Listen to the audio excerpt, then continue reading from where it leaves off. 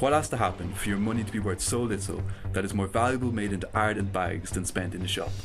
This is 2018 in Venezuela. The country was in such a bad economic situation that the national money, the bolivar, was worth close to nothing. And that was due to inflation, or to be more precise, in the case of Venezuela, hyperinflation. And the crisis didn't stop at bags made out of cash. It also emptied shelves, brought the population to the streets, and pushed millions to flee the country.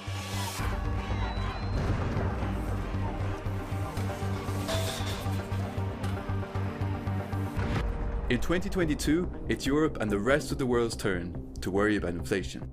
And it already has a major impact on our lives.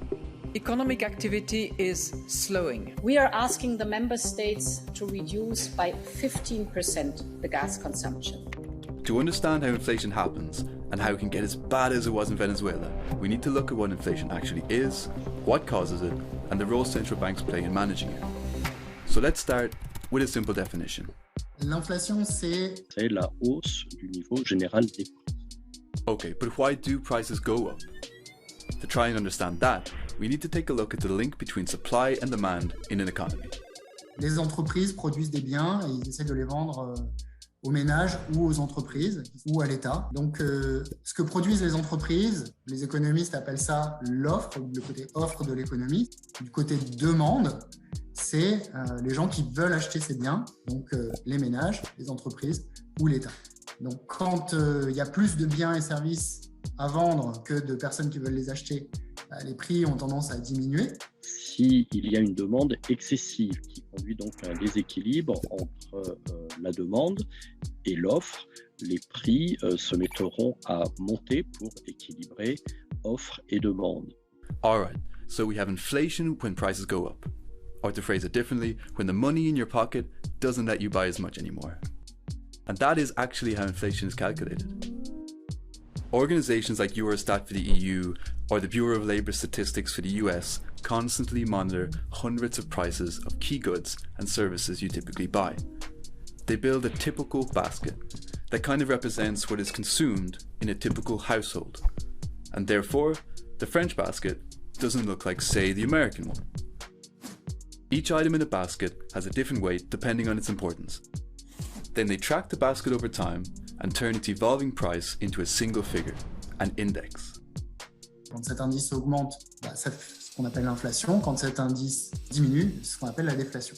So we know how inflation is measured, and we know inflation comes from an imbalance between supply and demand. But what can cause those changes? Most economists agree that we can group the causes into three main categories. The first, which we touched on earlier, is related to growing demand. That one is called Demandpull inflation. A recent example would be what happened after the COVID lockdowns. We were stuck at home for a while, not spending much, and when we got out, we wanted to buy stuff. The problem was that the global supply chain was messed up and couldn't give us what we were looking for.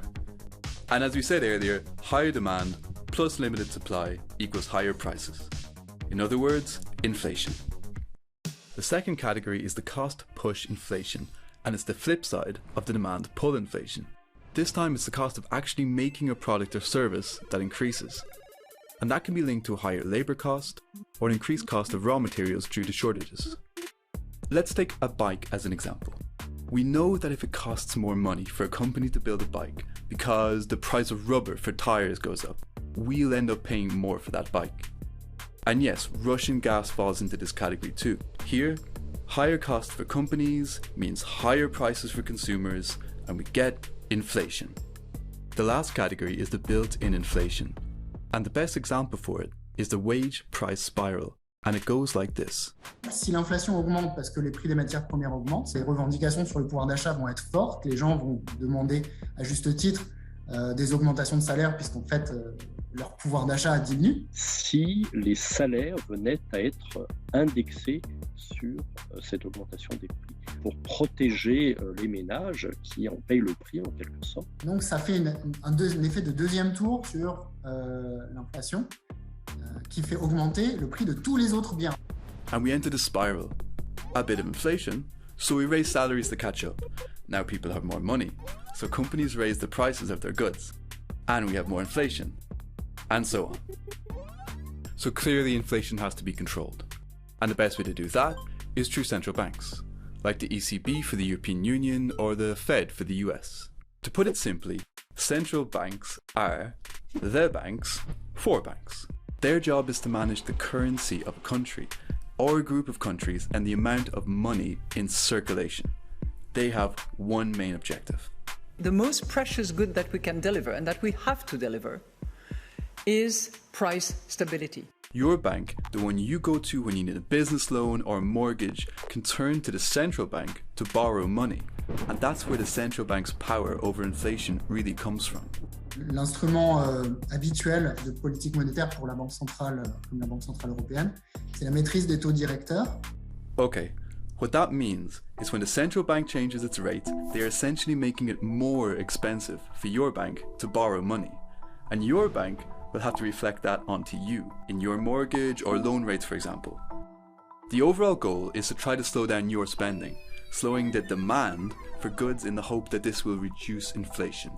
But this way of fighting inflation doesn't come without a risk. Si on fait une politique restrictive, à ce moment-là, on crée une récession. Ça peut être bon pour la Banque centrale parce qu'elle va mieux réaliser sa cible d'inflation, mais c'est mauvais pour l'économie puisque ça augmente le chômage et ça réduit l'activité économique et ça crée une récession. We expect inflation to remain undesirably high for some time. The world may soon be teetering on the edge of a global recession, only 2 years after the last one.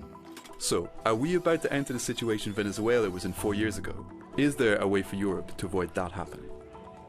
Beaucoup de choses vont dépendre de la manière dont le conflit, par exemple, entre la Russie et l'Ukraine va se développer. Si c'est un conflit qui dure, alors à ce moment-là, il y aura peut-être des effets structurels qui vont se mettre en œuvre. Si c'est un conflit qui se résout assez rapidement et que les prix des matières premières rebaissent, peut-être qu'on aura un retour à la normale plus rapide.